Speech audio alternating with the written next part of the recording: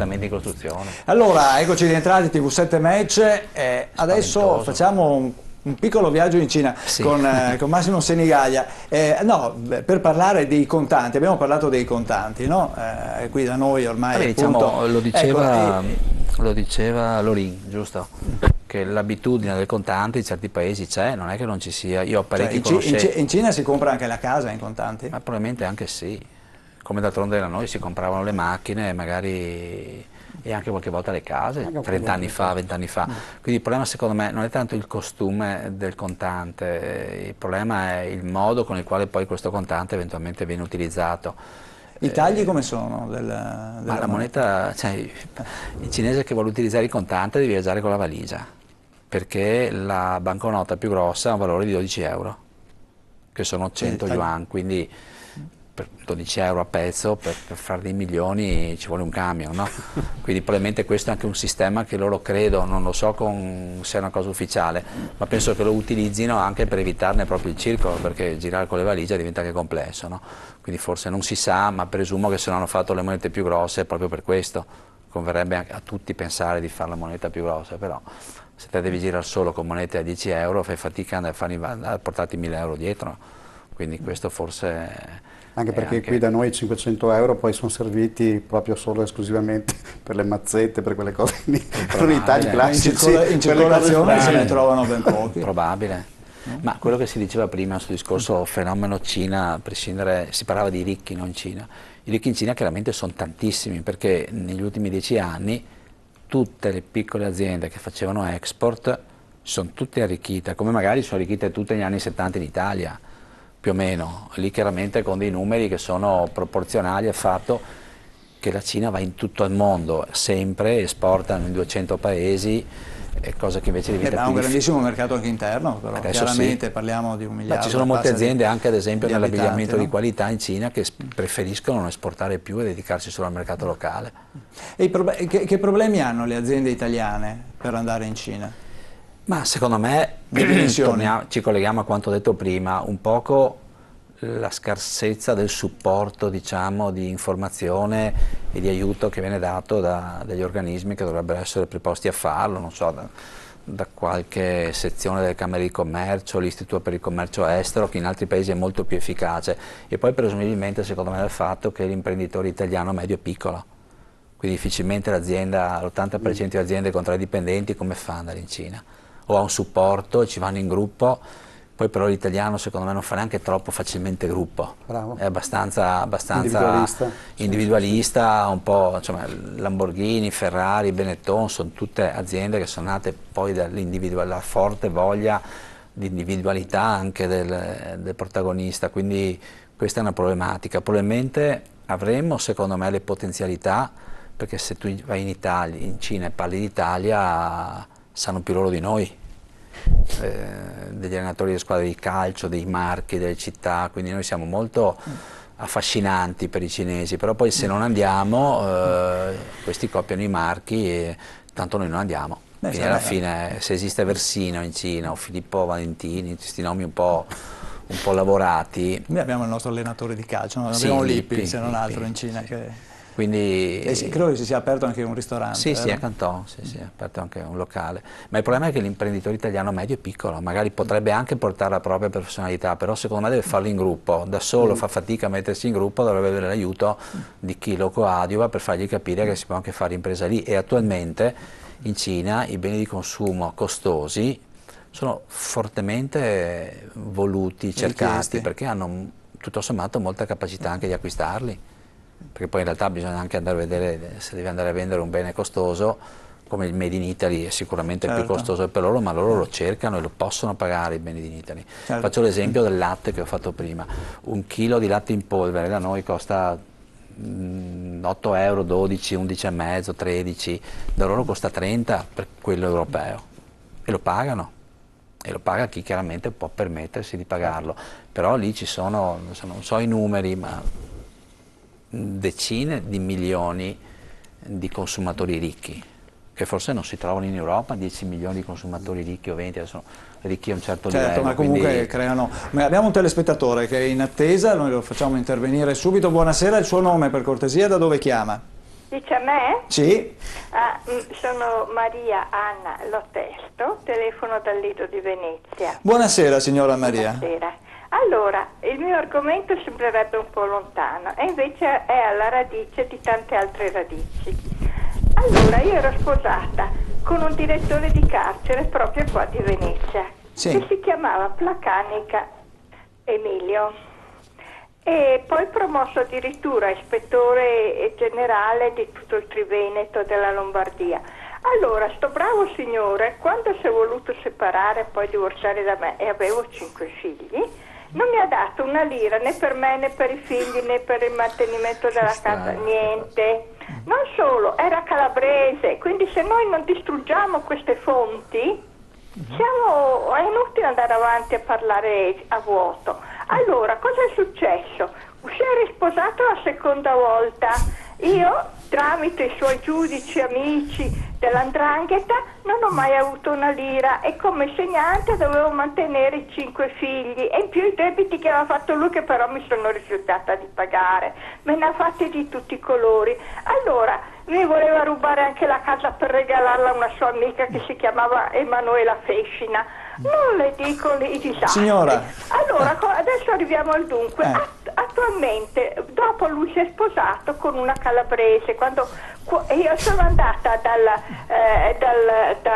da Falcone, quando era direttore di Grazia e Giustizia delle carceri, e ho fatto vedere il certificato medico che questo uomo, cioè il direttore delle carceri, era ciclotimico, irreversibile, progressivo.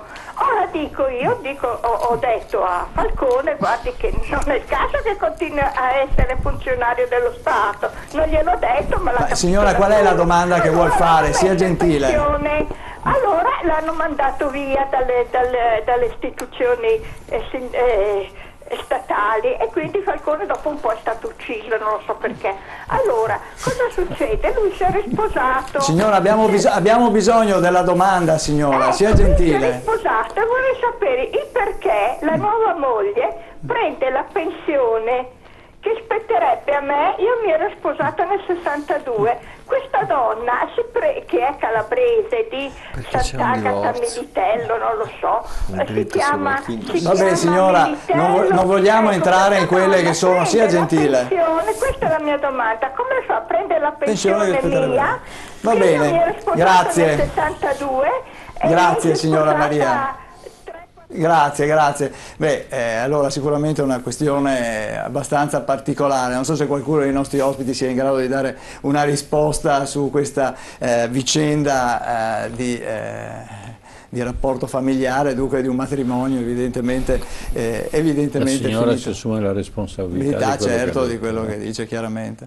Rientriamo in quello che sono i nostri discorsi di questa sera e dunque di quella che è la nostra situazione. Professor Casen, allora, sentendo parlare di Cina effettivamente ci si rende conto di quanto piccoli siamo. E siamo piccoli nelle dimensioni dell'industria. No, aspetti, la mia domanda è questa, cioè nel mercato che ormai è aperto, e questo è insomma, che ruolo può avere l'imprenditoria, ad esempio quella nostra, quella familiare veneta? Serve alla Cina come start-up, dopodiché ci danno un calcio e ci cacciano via, ma il problema è la liquidità che ha la Cina, cioè noi in Europa non abbiamo questa liquidità e questo pesa, cioè abbiamo una moneta che costa tanto e vale poco, però vale per i cinesi, non vale per noi,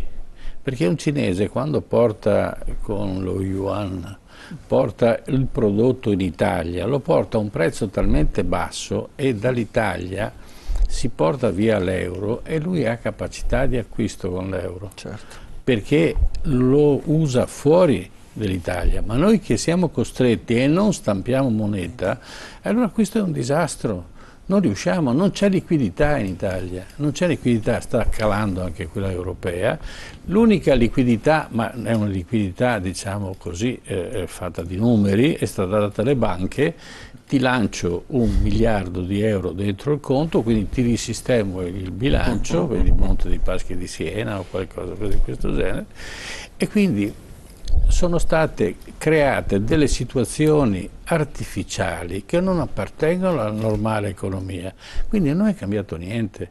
Ma la banca, che si è agevolata tutta una serie di vantaggi perché la BCE gli ha dato questi soldi, che sono soldi virtuali peraltro, non sono liquidità, e questo è il grosso problema che noi abbiamo in Europa e particolarmente in Italia.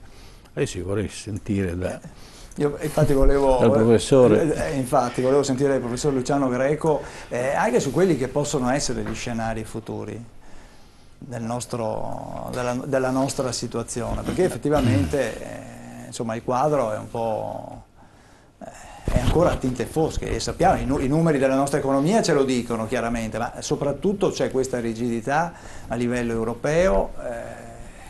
Sì, in un mercato così elastico, quando ci troviamo... Il quadro non è allegro e purtroppo è difficile prevedere quando diventerà migliore di quello attuale. Allora, giusto per chiarire, la politica monetaria viene sempre additata come il responsabile, sicuramente poteva essere più espansiva di quello che è stato prima, cioè si poteva fare di più. C'è un problema, l'abbiamo enucleato spesso, di trasmissione, cioè era quello che diceva adesso il professor Casen, cioè i soldi arrivano alle banche ma poi dalle banche non vanno oltre. Però ricordiamoci che le banche non sono non hanno la funzione di finanziare a fondo perduto. Noi gli abbiamo anche detto, con altra normativa, che devono avere dei bilanci più sani possibile, perché altrimenti poi i governi sono costretti a intervenire per salvarli con i soldi dei contribuenti. Quindi qual è il problema? Il problema è analogo a quello che abbiamo avuto 70 anni fa, 80 anni fa con la crisi, diciamo, del 29.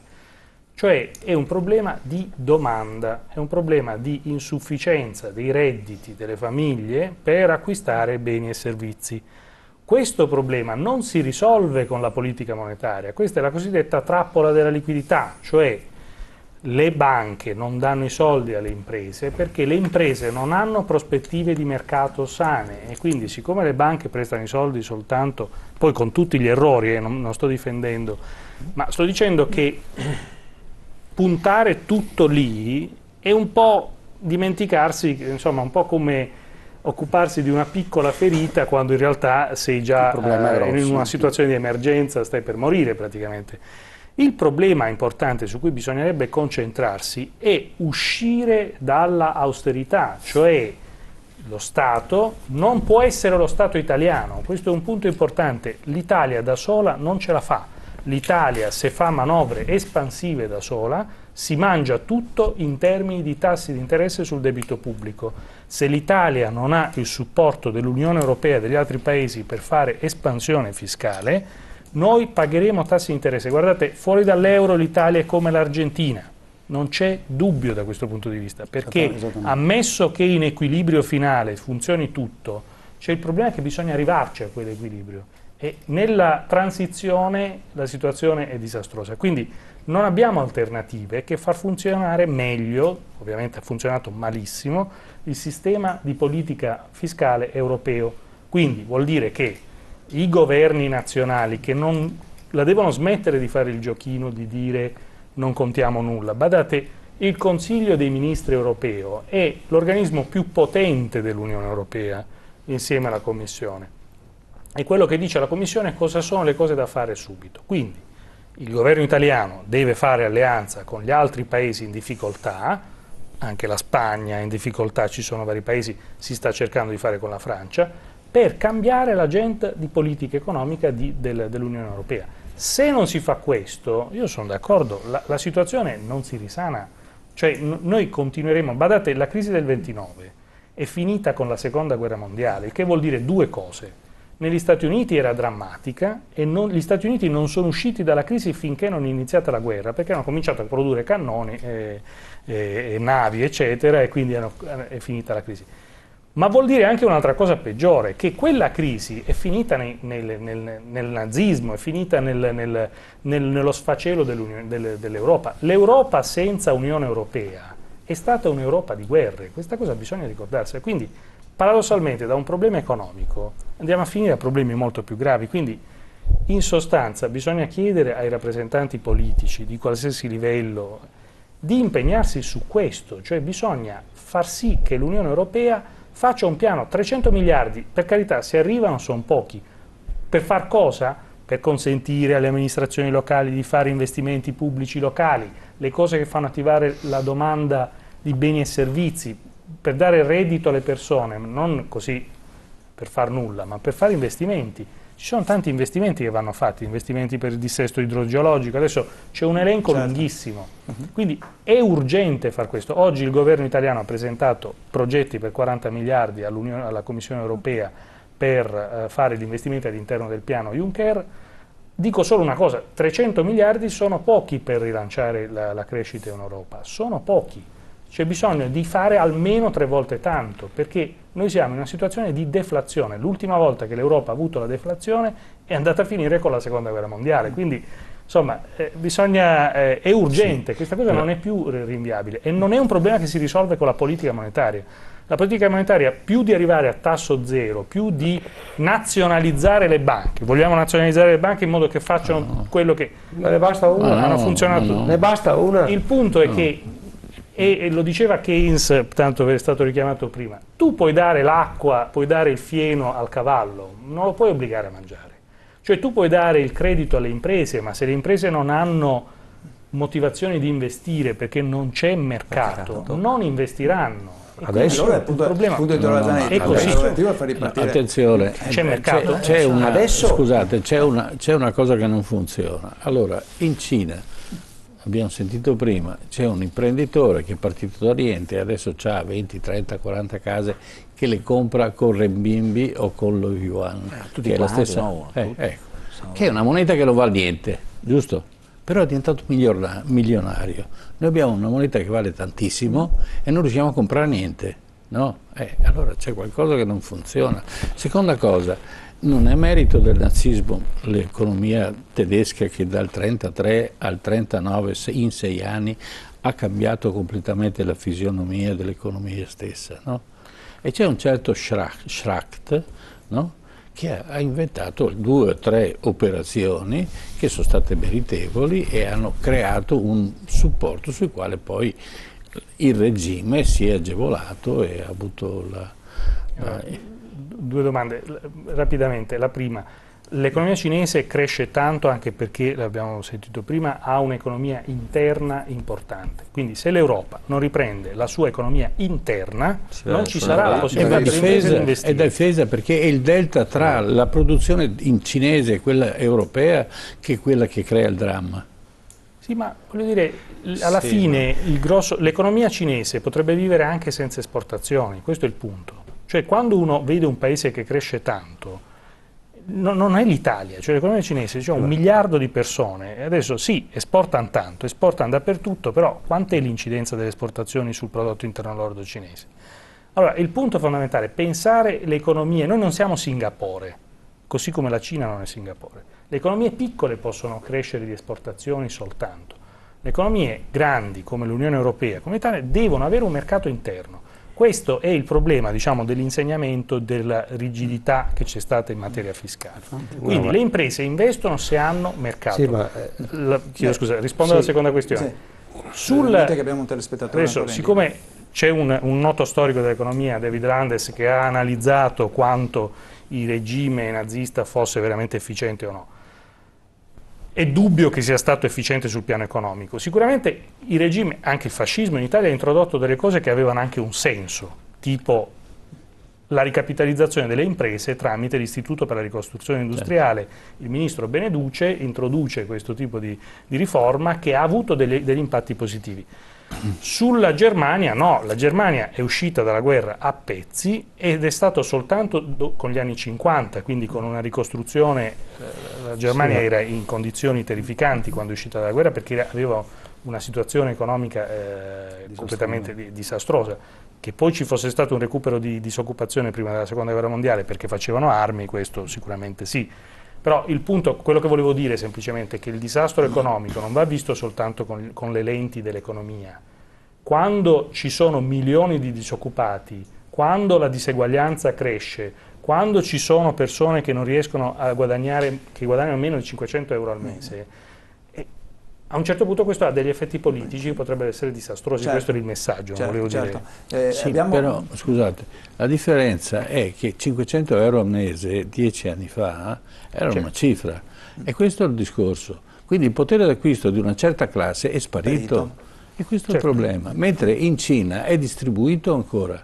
Poi succederà probabilmente l'effetto Europa anche in Cina, perché è naturale che sia così. Cioè l'economia non cresce all'infinito, a un certo punto arriva un vento e poi scende e si ricomincia da capo. No, è il concetto dell'apicoltore.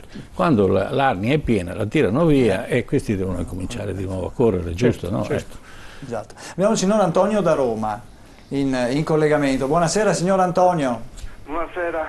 Prego, ha una domanda da porre? Sì, intanto volevo salutare il professore Casen, che da molto che non ci sentiamo. Anch'io la saluto. Comunque, professore, ho seguito le vostre trasmissioni, anche quelle sul Mose, quelle dedicate alle elezioni del sindaco di Padova. Ho cercato di seguirle quasi tutte, quindi volevo dire, comunque, anche se non mi ha sentito, sono stato sempre un suo affezionato telespettatore. Allora, andiamo al dunque. Allora, mi veniva in mente, mentre si parlava, la faccio velocissima, una frase detta dal cardinale Pappalardo in occasione dei funerali del generale Dalla Chiesa. Mentre a Roma si parla, Sagunto viene spugnata. E faccio un esempio in particolare. Una società cinese ha comprato una quota della società di Cassa Depositi e Prestiti, che detiene il 35% di Terna e di Snam Rete Gas.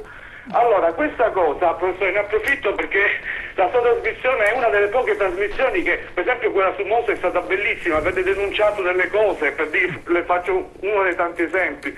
Allora, di questa cosa è incredibile, ma vi rendete conto? È vero, sono entrati in una quota di minoranza, però sembra, fra le altre cose, ci sono dei volantini sindacali, sembra che nell'accordo è previsto che possano avere dei posti sia nei consigli di amministrazione della società Reti, ripeto che è una società di Cassa Depositi e Prestiti che detiene il 35% delle azioni di Terna e di Snam Rete Gas, quindi prevede sia la possibilità di entrare in consiglio di amministrazione, c'è un'interrogazione di questa società delle reti, sia entrare nei consigli di amministrazione della società Terna di Snam Rete Gas. Quindi noi stiamo parlando delle reti energetiche di un paese. È vero che entrano in una quota di minoranza, però è un inizio. Questo certo. per dire un esempio di come il nostro paese sia di fatto quello che voi avete detto in questa trasmissione, ma che il professore Casen ha ripetuto in milioni e milioni di volte. Grazie. Non so che dire, non aggiungo altro e vi ringrazio di avermi ascoltato, poi l'emozione mi porterebbe a dire tantissime altre cose, però i fatti sono questi purtroppo. Certo, grazie a lei. E il vantaggio è che la Cina stampa moneta, noi no. Giusto? Ma io... Quando stampavamo moneta e il tasso di inflazione era elevatissimo, il potere d'acquisto proporzionato a quello di oggi era diverso. Ecco, quello forse che sollevava sono quei fenomeni che sembrano illogici, però alla fine sta comprando il mondo, l'Africa. C'è un libro interessante di Gian Maria Favara che si chiama Outlet Italia, perché negli ultimi 10 anni importanti aziende italiane in molti ambiti, insomma addirittura quelli industriali, sono stati acquistati da paesi stranieri, la Cina, ma non solo la Cina per la verità, insomma, che non è che la Germania non ha fatto buoni acquisti qui in Italia, e anche la Francia. Però io condivido molto quello che diceva il professore prima del Dipartimento di Economia. Aggiungo solo una cosa: si esce da questa situazione se tu metti nelle condizioni l'azionista di maggioranza, che è lo Stato, di poter fare una politica industriale, di investire. Perché io la vedo dura che l'impresa X o Y possa avere una tale quantità. Diciamo la politica industriale che è assente nel nostro paese. Che non c'è, che non c'è. Se abbiamo perso... Io vorrei fare una domanda qui a tutti quanti. Allora, finisco, ho finito. Prego. Quindi io penso che bisogna partire da lì. Se non si fa un'adeguata, immediata piano Marshall, chiamiamolo come accidenti ci piace, che metta in condizione questo Stato di avere un investimento enorme, dove? Citava il professore prima, abbiamo il più grande dissesto idrogeologico dei paesi europei, da nord a sud, già lì, non solo per l'occupazione ma per la quantità di denaro che si potrebbe circuitare. Poi il problema è che bisognerebbe che ci fosse un magistrato ogni 2 metri quadrati che sovraintenda il denaro pubblico come viene speso. Credo ai magistrati. Faccio una battuta per dire che non ci credo ai magistrati. Per me era una battuta per dire una battuta che non ci credo per dire che poi alla fine se finisce come l'Expo, insomma qualche problema c'è, insomma, o come il MOSA, ecco.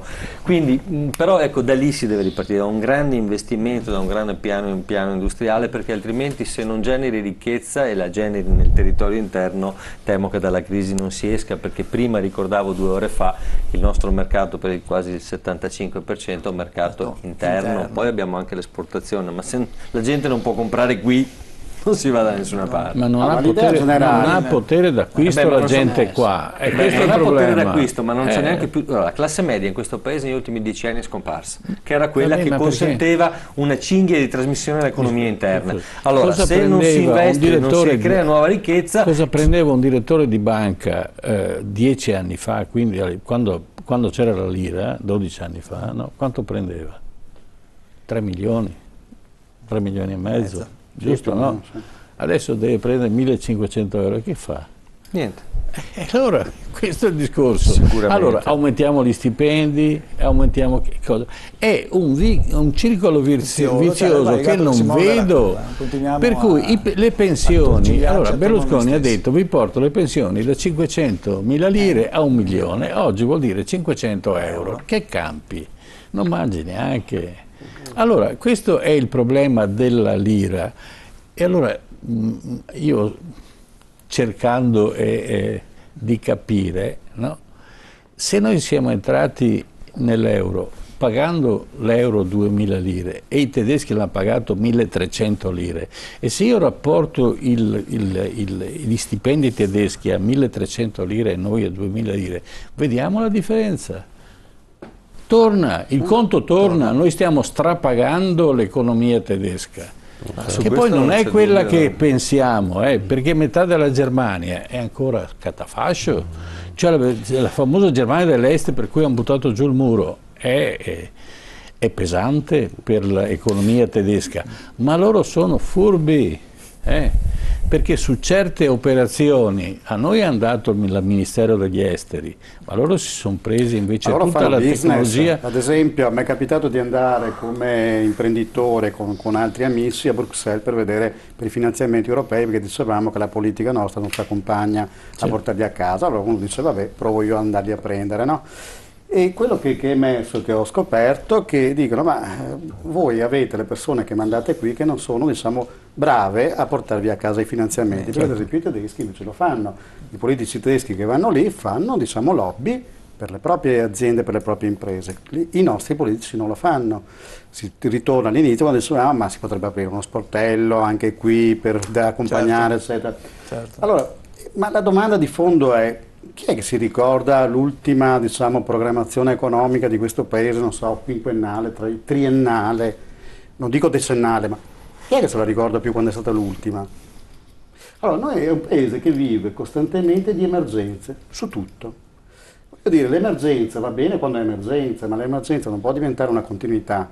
Allora, non possiamo andare avanti perché poi, diciamo un'altra verità che forse è giusto dire, che l'emergenza, ad esempio nei dissesti idrologici, vuol dire dare appalti senza... Vogliamo dire, cioè, l'emergenza la Maddalena, vogliamo dire l'Aquila. Noi dovremmo come paese uscire da questi 30 anni di emergenza e uscire finalmente fuori e dire bene, è finita l'emergenza, è finita la guerra, perché prima o dopo le guerre finiscono, e cominciamo a vivere in maniera normale. No, straordinaria, in maniera normale. Questo è un paese che ha bisogno di normalità. La Cina fa cose normali, la Germania ha fatto cose normali. Noi dobbiamo cominciare a fare cose normali, smettere di vivere di emergenza. Sì, ma se la Cina decide, in quanto tempo decide di fare una diga per bloccare il... no? Quanto ci impiega? Noi, quanto ci piega? Poco. Ecco, per fare il treno ad alta velocità. Io ho letto che ci ha messo 3 anni. Incredibile. No? Qui stiamo ancora parlando che forse... Allora, quando abbiamo fatto il treno ad alta velocità, e questo fa parte del concetto europeo di fare i treni ad alta velocità, abbiamo ottenuto lo scartamento del 1800. Sì, però no, con un treno che va a 250-300 km all'ora, abbiamo ancora tenuto i vecchi binari. Bisogna ripensare tutto, perché la stabilità di un treno quando raggiunge una certa velocità è quella, e la massa d'urto che ha è mostruosa. Non esiste aereo che ha una massa a quelle velocità, e per quanto abbiano cercato, io conoscevo uno che faceva proprio vagoni per la Fiat, perché era quella che aveva fatto per la prima volta il treno ad alta velocità, per quanto l'avessero alleggerito al massimo non potevano fare più di tanto. Certo. Allora, sono i tempi tra la decisione, il Mose quando è nato, l'idea di, non si chiamava Mose, no?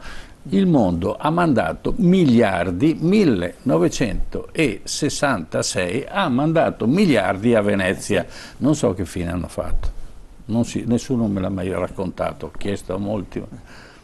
Da allora non abbiamo ancora finito il Mose, oggi, con tutta l'epopea del Mose che abbiamo visto. Quindi ma questa è l'Italia.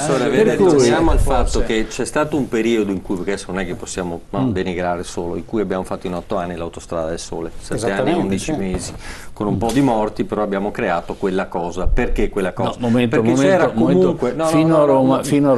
Insomma, comunque abbiamo il resto è ancora da fare. È ancora da finire, sì. Abbiamo il record mondiale tra dopo da Napoli a Reggio Calabria. È ancora da fare. Ma quello che io volevo significare è questo, che abbiamo comunque fatto in 7 anni e 11 mesi un pezzo non da poco, visto che abbiamo forato montagne, abbiamo fatto qualcosina di rilevante, e quello l'abbiamo fatto perché avevamo una classe dirigente politica e imprenditoriale che aveva un'idea di che tipo di sistema paese e ci credeva in quello che faceva. Il problema è che da 25-30 anni in qua, quelli che si sono succeduti, ne abbiamo visti diversi protagonisti sulla scena, hanno un interesse che è quello particolare, personale, non hanno un interesse di sistema paese, e su questo hanno anche costruito, grazie all'ignoranza di chi ci sta, cioè dei noi che siamo diventati sudditi, che di fatto non ci arrabbiamo neanche più di fronte a qualsiasi cosa che capita. Lei ha parlato del Mose, ma un normale popolo veneto che poi si arrabbia, un minimo, voglio dire, prendili per il collo questi che hanno usato le risorse pubbliche per farne quello che ne hanno fatto, o no?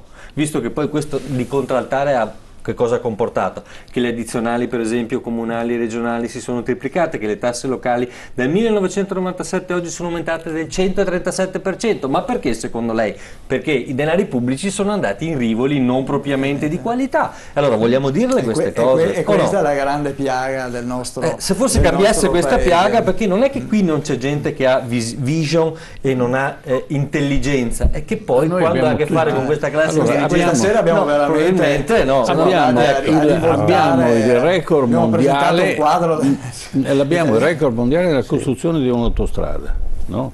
Che è quella della Reggio Calabria, no? Ecco. E abbiamo il record mondiale di come abbiamo costruito delle case che stanno crollando dopo 4 anni, ed è l'Aquila. Abbiamo costruito delle case che stanno cadendo a pezzi. Ma allora, non so se mi spiego, del pubblico, ma questa... però è la gestione del pubblico perché lì stiamo parlando della gestione del pubblico. Allora, il problema è lì. Non è solo il pubblico, perché lì gli affari del pubblico lo hanno fatto anche gli imprenditori. Ma io ho detto, ancora prima, c'è un rapporto incestuoso. Questo, e non li possiamo chiamare imprenditori quelli che hanno politico. Dobbiamo chiudere adesso che anche il dibattito si era acceso. Una battuta per sì, prego. Professore, e ci dimentichiamo sempre, professore, che non ci sono solo le sofferenze bancarie che si aggirano intorno ai 170 miliardi di euro, ci sono le sofferenze che hanno gli imprenditori per tutta una serie di illeciti calcoli che le banche hanno fatto e adesso ormai non è neanche più notizia, non fa neanche più notizia, appaia tutti i giorni sui giornali che abbiamo recuperi anche di 8 milioni e 800 mila euro, è stato recuperato da ma non dalla Fiat, da un concessionario d'auto. 8 milioni e 800 mila euro ad Ascoli Piceno, ma ne abbiamo qua tutti i giorni, tutte le settimane. Sta a significare che il sistema bancario, avvoltoio e predatore, si è approfittato della ignoranza, tra virgolette, degli imprenditori e della connivenza commercialisti, avvocati, CTU dei tribunali, molti giudici e quant'altro. Questo è il vero dramma di questo paese, non che gli imprenditori non hanno voglia di investire, gli imprenditori avrebbero voglia di investire, non c'è più mercato, ma hanno distrutto loro il mercato. Non ho detto allora, l'economia non Dobbiamo chiudere. Sì, certo, l'economia non cresceva, oppure cresceva di poco, ma per noi però, perché le banche crescevano al 5, 6, 700% all'anno.